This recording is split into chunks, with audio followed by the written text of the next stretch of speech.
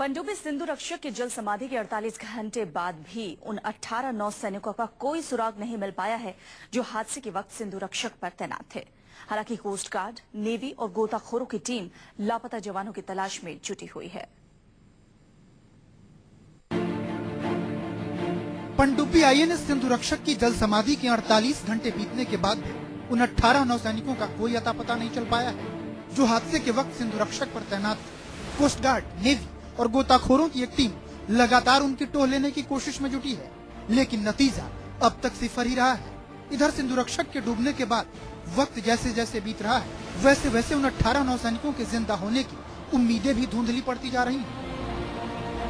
हादसे के शिकार नौसैनिकों के परिजनों के लिए तो एक एक पल काटना मुश्किल हो रहा है। दुर्घटना की रात सिंधु रक्षक पर जम्मू कश्मीर के उधमपुर के रहने वाले नौसैनिक केवल सिंह भी तैनात थे, लेकिन सिंधु रक्षक की जल समाधि के 48 घंटे बाद भी न तो केवल का कोई सुराग मिल पाया है और न ही बाकी 17 नौसैनिकों का। घर वालों की उम्मीदें नाउम्मीदियों में तब्दील हो रही हैं। बेटा जिंदा है या शहीद हो गया, कुछ पता नहीं। हमें आज दिन तक अभी हम भटक रहे हैं। हमें कोई भी मैसेज नहीं किसी से भी मिल रहा है कि हमारा बेटा कहाँ है, कहाँ मिलेगा, है या नहीं है। कानपुर के आलोक कुमार साहू सिंधु रक्षक पर बतौर लेफ्टिनेंट कमांडर तैनात थे। सिंधु रक्षक हादसे का शिकार आलोक भी हुए। मुंबई में रह रही आलोक की पत्नी ने हादसे की अगली सुबह घर वालों को खबर दी तो आलोक के माता पिता और भाई सभी मुंबई के लिए रवाना हुए। फिलहाल कानपुर के घर में ताला बंद है और पूरे मोहल्ले में मातम पसरा है। सेना के अधिकारी थे, पनडुब्बी जल गई मुंबई में, इसलिए हम बड़े दुख के साथ ये कह रहे हैं कि जो उनके साथ ये हादसा हुआ। हाँ, आलोक साहू जो हम लोग के मोहल्ले के रहने वाले हैं, बाबूपुरवा के, और इनके साथ जो हादसा हुआ बड़ा दुख की बात है। और इनका परिवार जो है कल ही यहाँ से रवाना हुआ है रात में। हम लोग के पास रात में ही न्यूज आई थी इस बात की। ये मातमी सन्नाटा कानपुर से लेकर केरल तक है। केरल की राजधानी तिरुवनंतपुरम में रहने वाले लेफ्टिनेंट कमांडर आर वेंकटराज भी सिंधु रक्षक हादसे का शिकार हुए।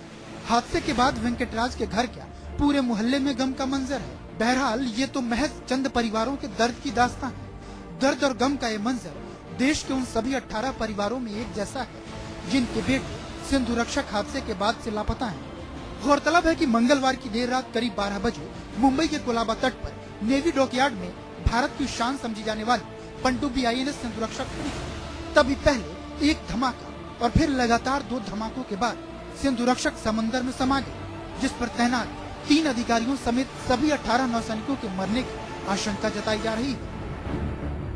Bureau report, news 24। भारतीय नौसेना ने सिंधु रक्षक पनडुब्बी हादसे में लापता अधिकारियों और सैनिकों के नामों की सूची जारी की है। बुधवार तड़के भारतीय नौसेना की पनडुब्बी सिंधु रक्षक धमाके के बाद मुंबई तट पर डूब गई थी।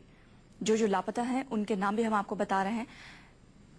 लगातार टेलीविजन स्क्रीन पर उनके नाम हम आपको दिखा रहे हैं। सिंधु रक्षक में 18 नौसैनिक सवार थे, जिनमें 3 अधिकारी और 15 नाविक सवार थे। निखिलेश पाल, आलोक कुमार, ये लोग लेफ्टिनेंट कमोडोर हैं। आर वेंकटराज भी लेफ्टिनेंट कमोडोर। ये तमाम वो लोग हैं जो अब तक लापता बताए जा रहे हैं। जो अधिकारी इस पनडुब्बी पर सवार थे उनके नाम हम आपको दिखा रहे हैं। फिलहाल इनको ढूंढने के मिशन में राहत और बचाव दल जुटा हुआ है।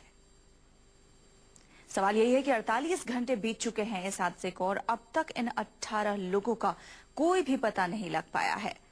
क्या सिंधु रक्षक के सैनिक मिल पाएंगे?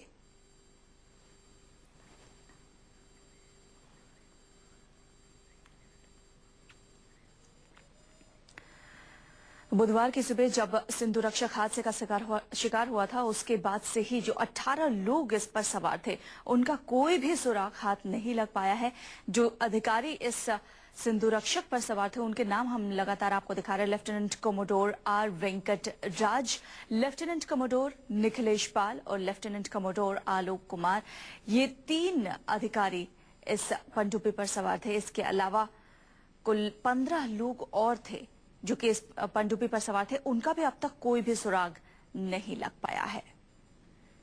48 घंटे से ज्यादा इस हादसे को बीत चुके हैं और अब तक इन लोगों का कोई सुराग नहीं। हालांकि कोस्ट गार्ड्स और नौसेना भी इन तमाम लोगों को ढूंढने में लगी हुई है, लेकिन अभी तक इनका कोई भी सुराग हाथ नहीं लगा है।